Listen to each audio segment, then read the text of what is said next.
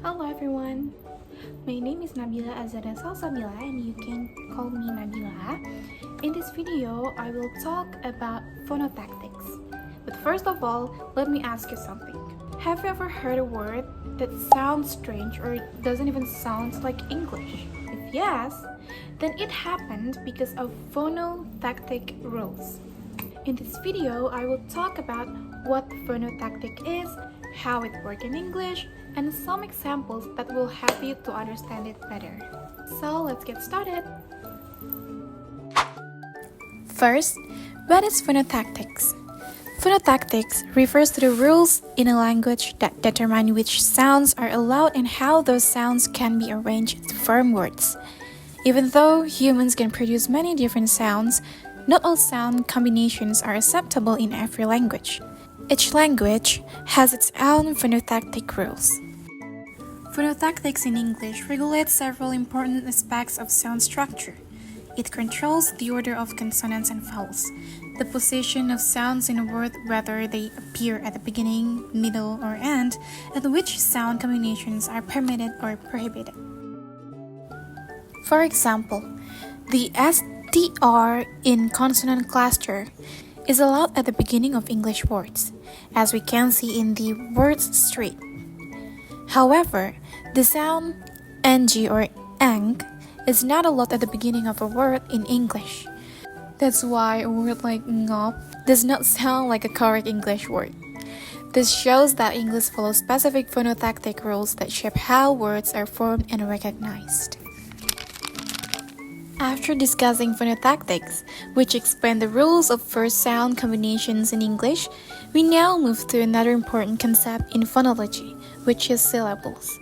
If phonotactics focuses on how sounds can be arranged, syllables focus on how those sounds are organized into smaller units within a word. Understanding syllables helps us see how phonotactic rules work in actual word structures.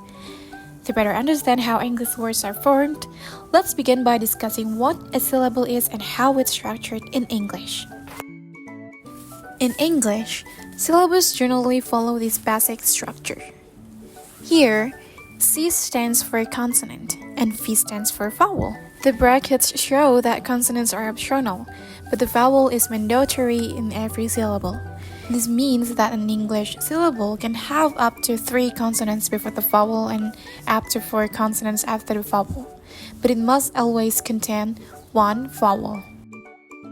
For example, the word cat follows the CVC pattern.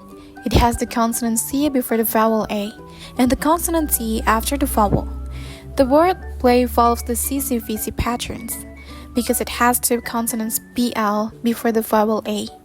A more complex example is the word strange, which follows the CCC-VCCCC pattern. This word shows how English allows many consonants to appear around a single vowel. Now let's talk about consonant clusters. A consonant cluster is a combination of 2 or more consonants that appear together without a vowel. These clusters can appear at the beginning, middle, or end of the word. First one is initial cluster.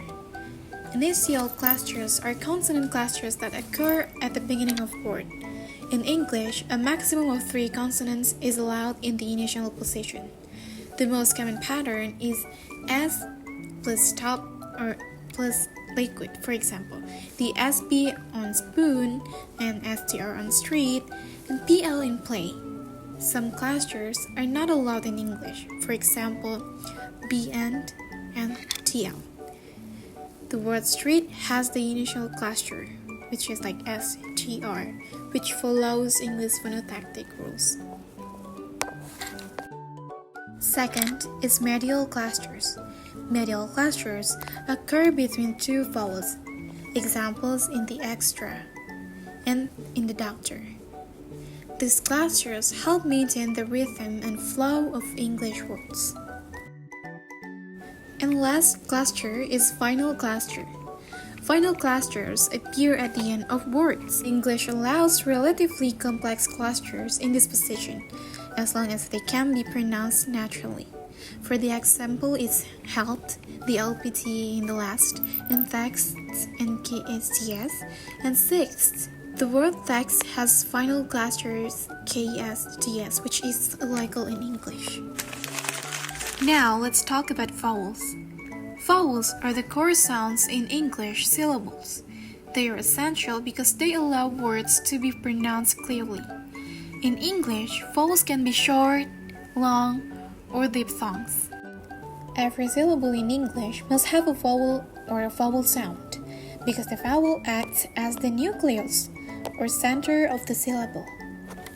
Without a vowel, a syllable cannot exist, making vowels the most important part of syllable. Vowels can appear at the beginning, middle, or end of a word. No English word consists solely of consonants. In each syllable, the vowels serve first as the center of pronunciation. For example, in apple, the vowel A appears at the beginning and acts as the nucleus of the first syllable.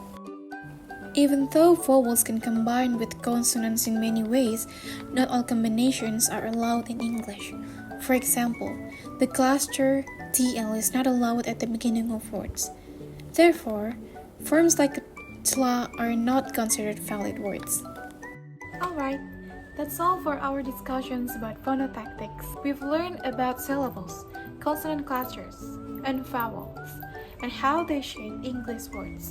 So thank you so much for watching and keep practice to improve your pronunciations. See you!